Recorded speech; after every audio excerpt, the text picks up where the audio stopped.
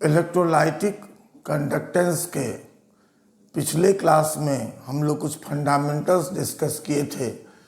अब हम लोग देखें कि how electricity is pass through an electrolytic conductor.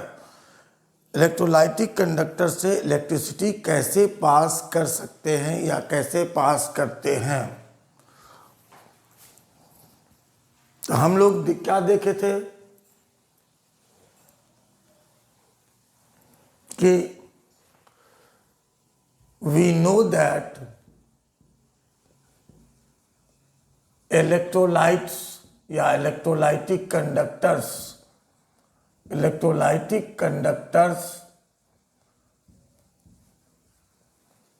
conduct electricity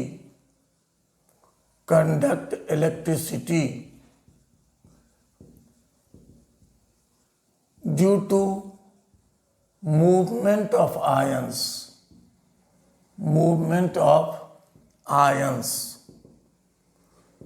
which needs presence of free ions to move under applied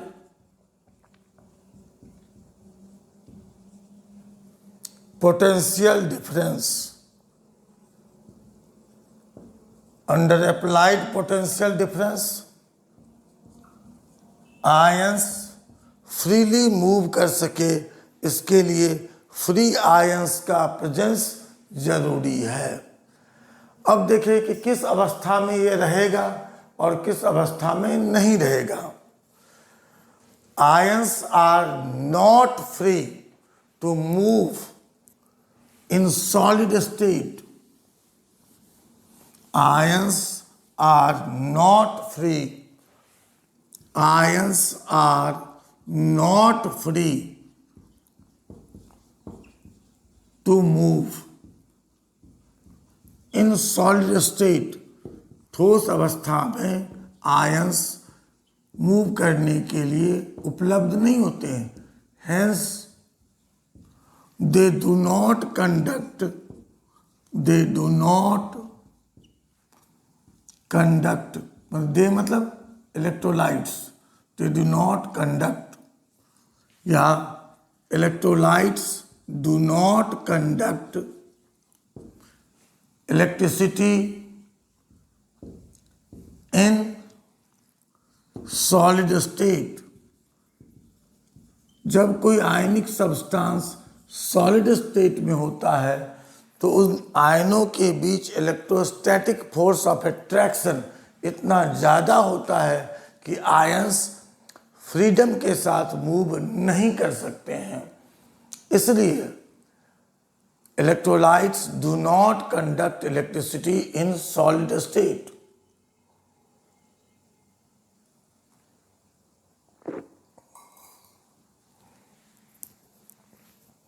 Ions are free to move, free ions are available to move. Ions are free to move. Ions move करने के लिए स्वतंत्र होते हैं। In aqueous solutions और in molten states, पिघला हुआ अवस्था में।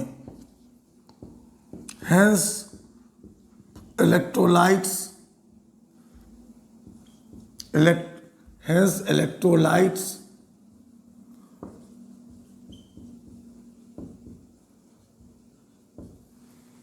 conduct electricity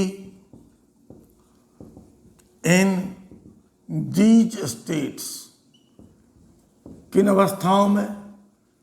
पोलर सॉल्वेंट जैसे वाटर में सॉल्यूशन हो या मोल्टेन स्टेट में। अब इससे इलेक्ट्रिसिटी पास करने के लिए क्या सब अरेंजमेंट करना होगा? तो to pass electricity through an electrolytic conductor.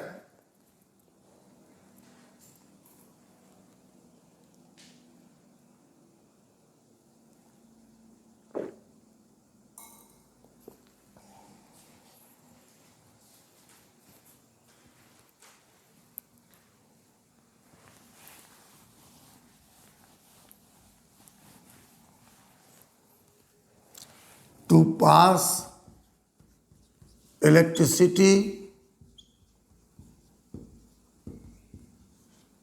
through an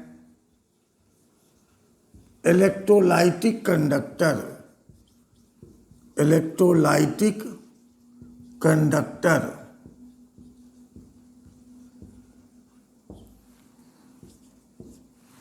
सबसे पहले क्या करेंगे? aqueous solution of electrolyte या molten electrolyte, और molten electrolyte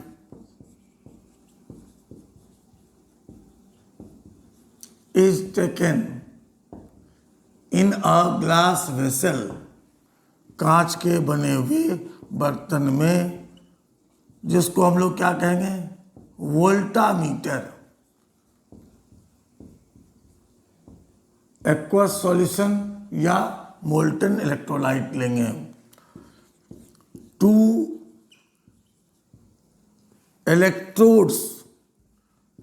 electrodes of uniform cross sectional area, uniform cross sectional area are placed in it. जो electrolyte solution लिए या molten electrolyte लिए, उसमें दो यूनिफॉर्म क्रॉस सेक्शनल एरिया के इलेक्ट्रोड्स को रखेंगे। अब इलेक्ट्रोड्स को रिस्पेक्टिव एंड ऑफ सेल से जोड़ देंगे। That is source of direct current. The two electrodes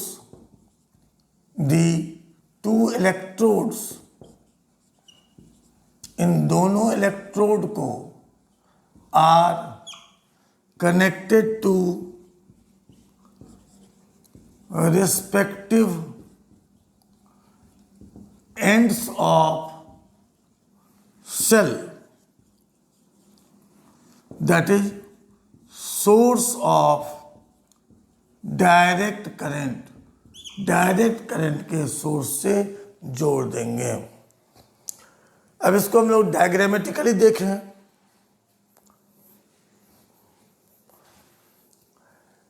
कि एक वोल्टामीटर में, मतलब ग्लास वेसल में, फिलहाल हम लोग देखें कि एक्वस सॉल्यूशन ऑफ इलेक्ट्रोलाइट लिया गया।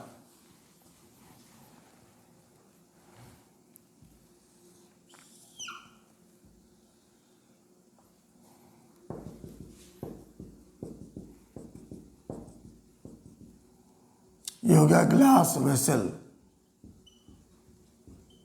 इसको क्या कहे हम लोग? वोल्टामीटर। इसमें दो electrodes uniform cross sectional area का प्लेस किए, तो ये दोनों क्या हो गया? इलेक्ट्रोड्स। इसके अंदर क्या है? Electrolyte solution. Electrolyte solution aqueous medium में। अब इन इलेक्ट्रोड्स को जोड़ दें किससे? सेल से। सेल का मतलब यहां सोर्स ऑफ डायरेक्ट करंट।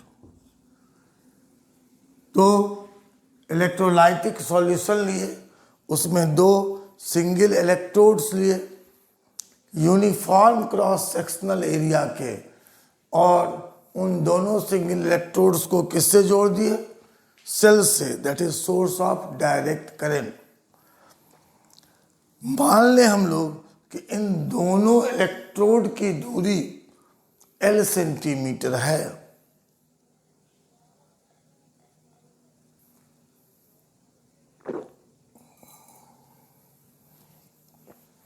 इन दोनों इलेक्ट्रोड्स के बीच की दूरी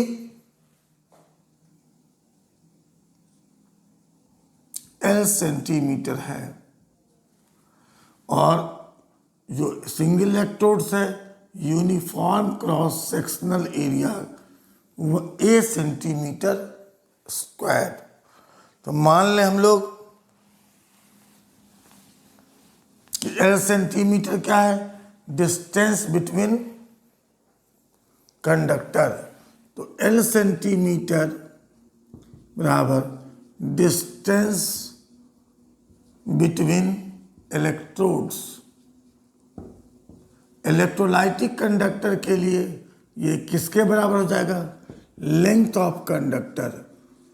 जैसे मेटलिक कंडक्टर के लिए आप उसका फिजिकल लेंथ लेते हैं, यहाँ क्या लेंगे, इलेक्ट्रोड्स के बीच की दूरी A centimetre square cross sectional area of electrodes. इसको क्या कहेंगे, क्रॉस सेक्शनल एरिया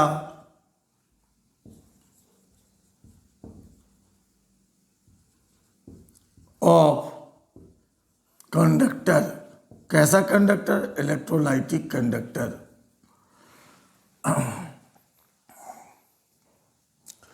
तो इलेक्ट्रोलाइटिक कंडक्टर के लिए इलेक्ट्रोड्स के बीच की दूरी को ही हम लोग कहेंगे लेंथ ऑफ कंडक्टर, और इलेक्ट्रोड्स के क्रॉस सेक्शनल एरिया को ही हम लोग कहेंगे cross sectional area of conductor. मतलब डायमेंशंस किसका लेंगे, इलेक्ट्रोड्स का। आइए इससे आगे हम लोग बढ़ते हैं।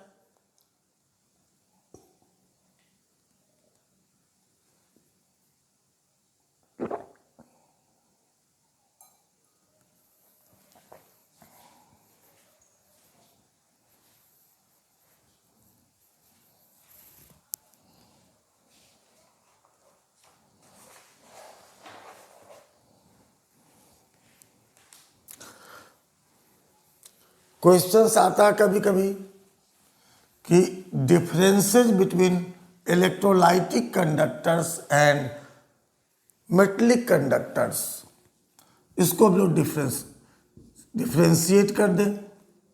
डिफरेंस बिटवीन, हालांकि हम लोग डिफिनेशन में कर चुके हैं, बिटवीन मेटलिक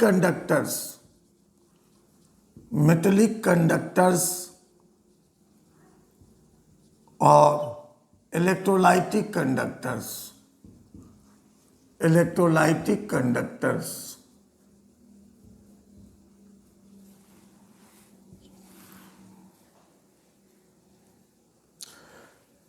तो metallic conductors conduct electricity under applied potential difference without chemical change. किसी तरह का कोई केमिकल चेंज नहीं होता है। लेकिन यहाँ इलेक्ट्रोलाइटिक कंडक्टर्स में कंडक्ट इलेक्ट्रिसिटी कंडक्ट करता है under applied potential difference with chemical change, that is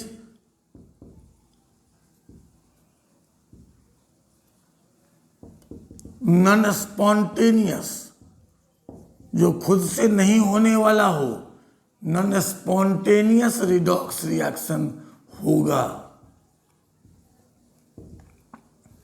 दूसरा अंतर क्या है कि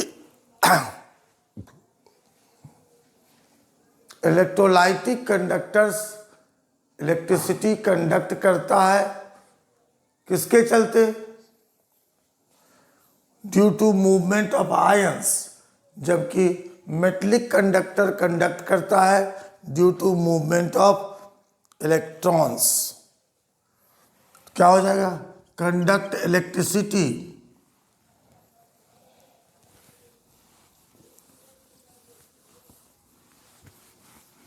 मेटलिक कंडक्टर में लोग क्या कहेंगे?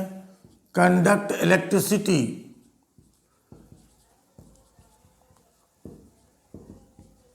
ड्यू टू मूवमेंट ऑफ या flow of electrons. Electrolytic conductors conduct electricity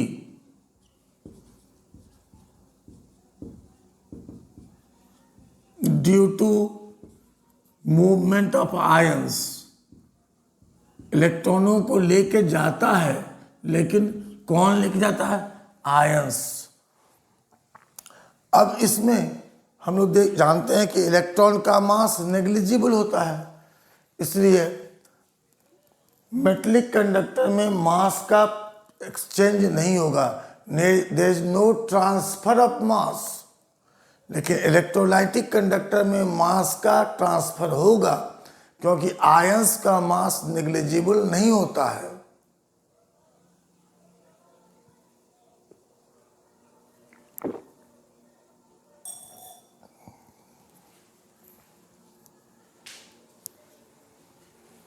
metallic conductors में हम लोग क्या कर सकते हैं?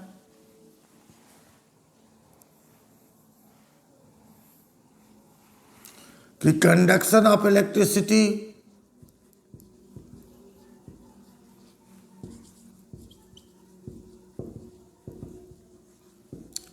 Has no transfer of mass.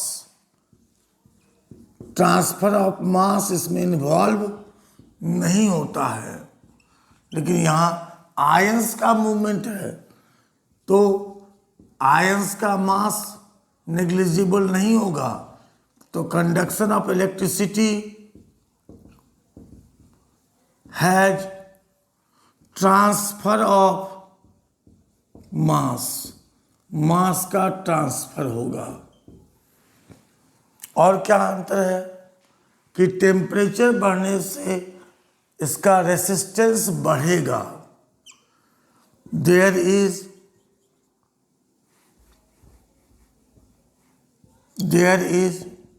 Increase in resistance. Resistance बढ़ता है with increase in temperature. Temperature बढ़ने के साथ साथ मेटलिक कंडक्टर का रेसिस्टेंस बढ़ता है। इसमें क्या हो जाएगा? There is decrease in resistance. Decrease in resistance.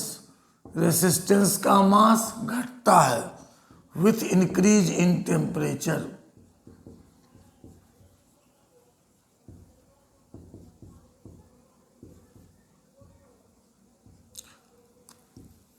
मतलब कंडक्टेंस घटेगा। रेसिस्टेंस बढ़ रहा मतलब कंडक्टेंस घटेगा, क्योंकि फॉरबिडन गैप ज़्यादा चौड़ा हो जाता है।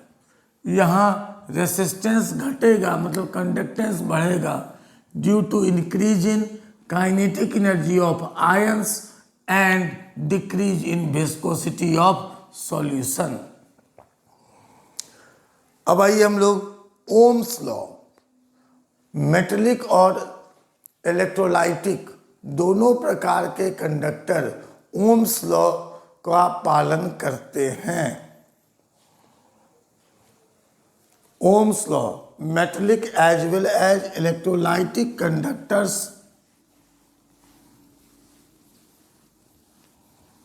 ओबे Ohm's law.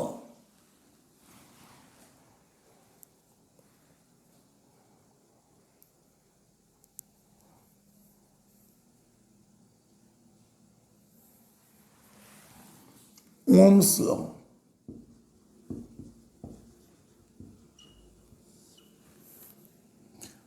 Metallic as well as metallic conductors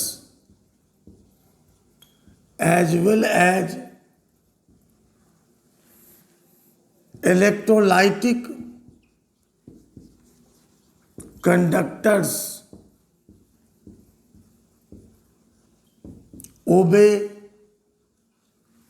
ohms law, Ohm's law का पालन करते हैं। अब ये लॉ क्या कहता है? The current strength of an electric current passing through a conductor is directly proportional to applied potential difference across it if other physical constraints if other physical factors are kept constant।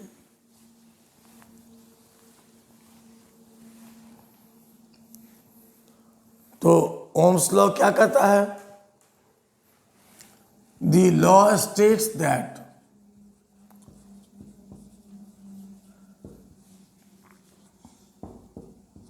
Strength of an electric current का strength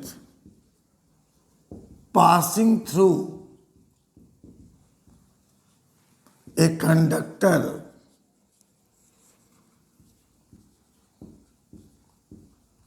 is directly proportional to, समानुपाती होगा, directly proportional to applied potential difference across it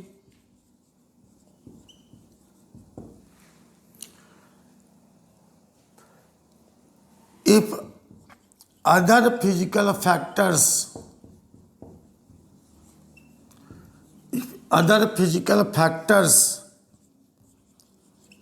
are kept constant, और बाकी के physical factors constant रखे गए हों तो current strength of an electric current passing through a conductor directly proportional होगा किसके? Applied potential difference across the conductor. इसको ओबे मेटलिक और इलेक्ट्रोलाइटिक कंडक्टर्स दोनों करता है, मतलब ये दोनों के लिए एप्लीकेबल है। अब हम लोग किसी दिए गए फिजिकल कंडीशन में मान लें कि V volt applied potential difference है और I एम्पियर करंट स्ट्रेंथ है।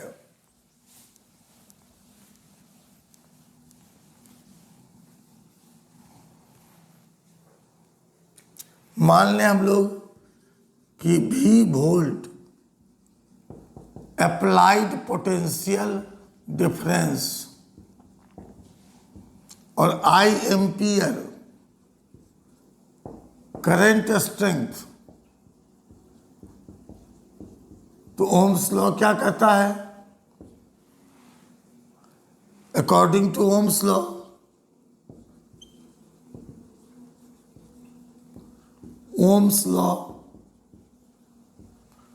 I is directly proportional to V।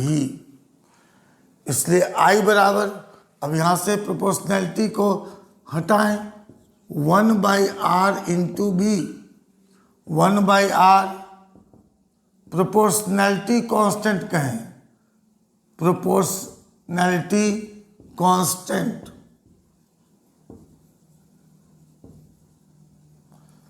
इसलिए I बराबर V/R। R को हम लोग रेसिस्टेंस कहेंगे और 1/R को कंडक्टेंस कहेंगे।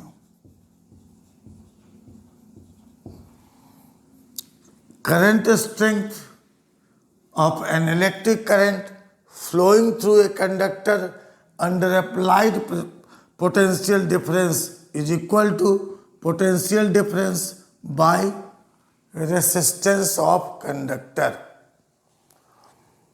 आइए अब हम लोग, ये रेसिस्टेंस क्या है? Resistance of conductor, resistance of conductor. और 1/R को क्या कहेंगे? Conductance of conductor. अब हम लोग रेसिस्टेंस ऑफ कंडक्टर को डिफाइन करें। What is resistance of conductor? जब इलेक्ट्रिक करंट हम लोग किसी कंडक्टर से पास करते हैं by applying certain potential difference at the given set of physical constants या कंस्टेंट्स, एक निश्चित भौतिक अवस्था, टेम्परेचर का, कंसंट्रेशन का वगैरह। आइए हम लोग डिफाइन करें रेसिस्टेंस। रेसिस्टेंस जिसको कैपिटल आर से नोट किए, ऑफ ए कंडक्टर, किसी कंडक्टर का रेसिस्टेंस क्या इंडिकेट करता है? तो resistance of conductor is measure of obstacle produced by it in the path of flow of electric current under applied potential difference at the given conditions. तो resistance of a conductor, resistance of a conductor is measure of obstacle, बाधा, produced by it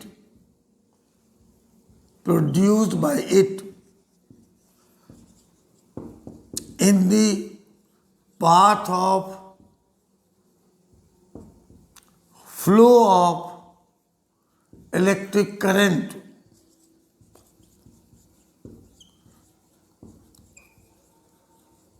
under applied potential difference, applied potential difference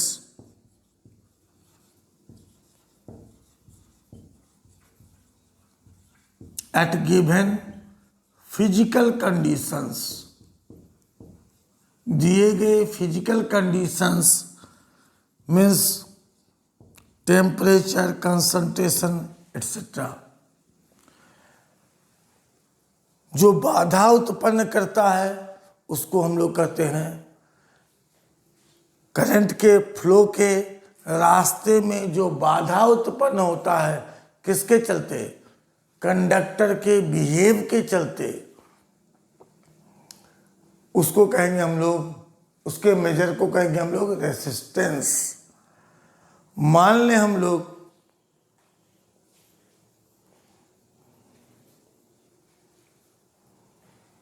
कि I है current strength, I ampere, V volt है, applied potential difference, और R है resistance. तो हम लोग अभी भी क्या रिलेशन देखे? I is equal to V/R, इसलिए R बराबर क्या हो जाएगा? V/I, V/I क्या हो गया? Applied potential difference divided by current strength. तो किसी दिए गए फिजिकल कंडीशन के सेट में अप्लाइड पोटेंशियल डिफरेंस और करंट स्ट्रेंथ के रेशियो को क्या कहेंगे? रेसिस्टेंस। अब इसका यूनिट क्या है? अभी हम लोग समझ चुके कि रेसिस्टेंस क्या है, कि दिए गए फिजिकल कंडीशन में under applied potential difference current flow के डायरेक्शन को जो बाधित करता है उसका मेजरमेंट को कहेंगे हम लोग रेसिस्टेंस। अब यूनिट ऑफ रेसिस्टेंस क्या है? ओम।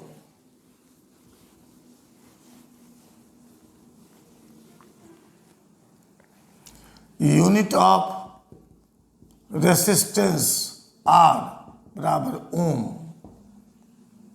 इसको हम लोग इस तरह के सिंबल से भी दिखाते हैं।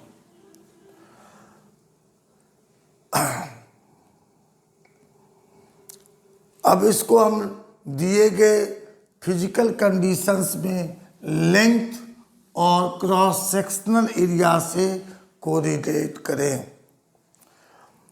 हम लोग मान लें कि आर रेसिस्टेंस है, तो resistance of a conductor is directly proportional to, समानुपाती होता है, directly proportional to length of conductor के लंबाई के समानुपाती and inversely proportional to cross sectional area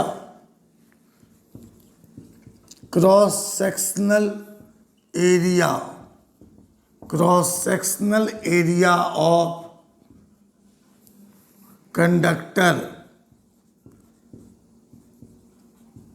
in the given set of physical conditions, दिए गए फिजिकल कंडीशंस में रेसिस्टेंस जो है वो समानुपाती होता है कंडक्टर के लेंथ के, और इनवर्सली प्रोपोर्शनल होता है cross sectional area of conductor. तो हम लोग मान लें कि आर ओम रेसिस्टेंस है दिए गए कंडीशन में। मान लें हम लोग कि आर ओम रेसिस्टेंस है, मान लें कि आर ओम रेसिस्टेंस है किसी दिए गए कंडीशन में।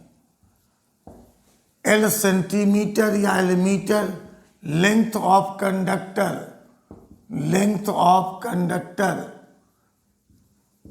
इलेक्ट्रोलाइट्स के लिए distance between electrodes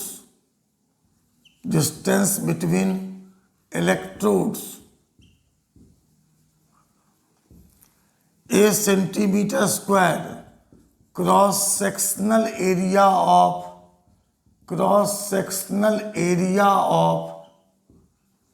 conductor. Electrolytic conduction में cross sectional area of electrodes. R ohm हम लोग ने मान लिया, resistance L centimetre length of conductor. Electrolytic conductor के केस में distance between electrodes A centimetre square cross sectional area of conductor. Electrolytic conductor के case में cross sectional area of electrodes. तो हम लोगों ने अभी क्या देखा कि रेसिस्टेंस समानुपाती होता है लेंथ ऑफ कंडक्टर के।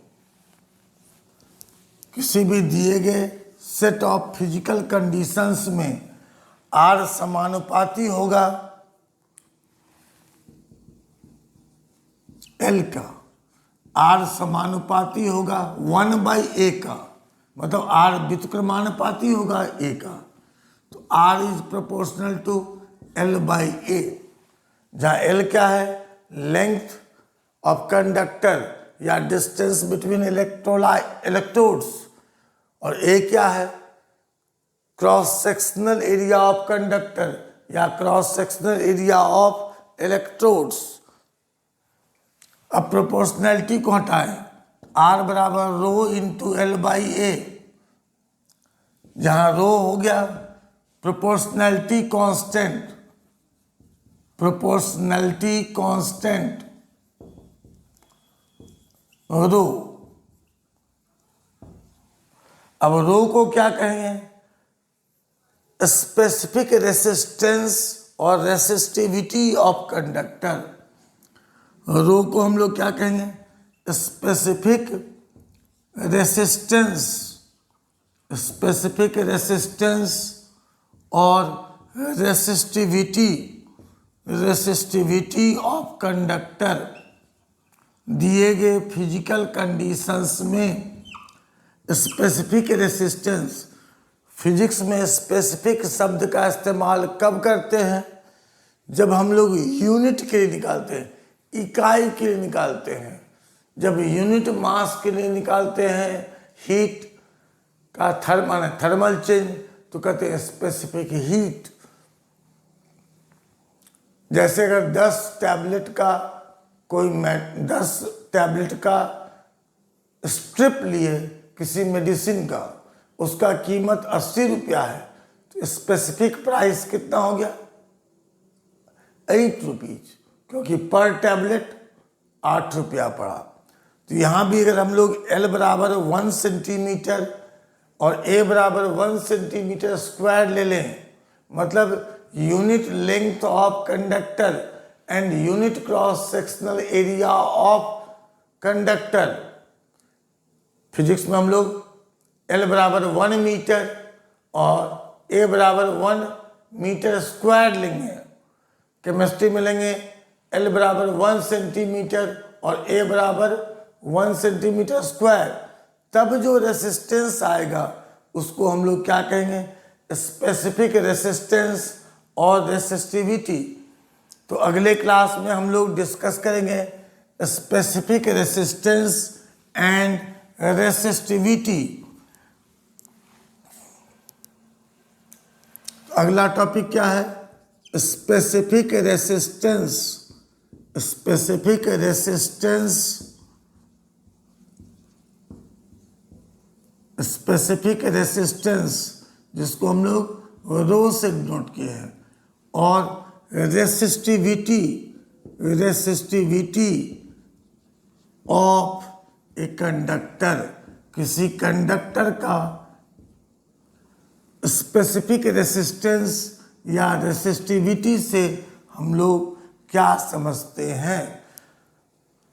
आप लोग यहाँ तक इसको तैयार कर लें।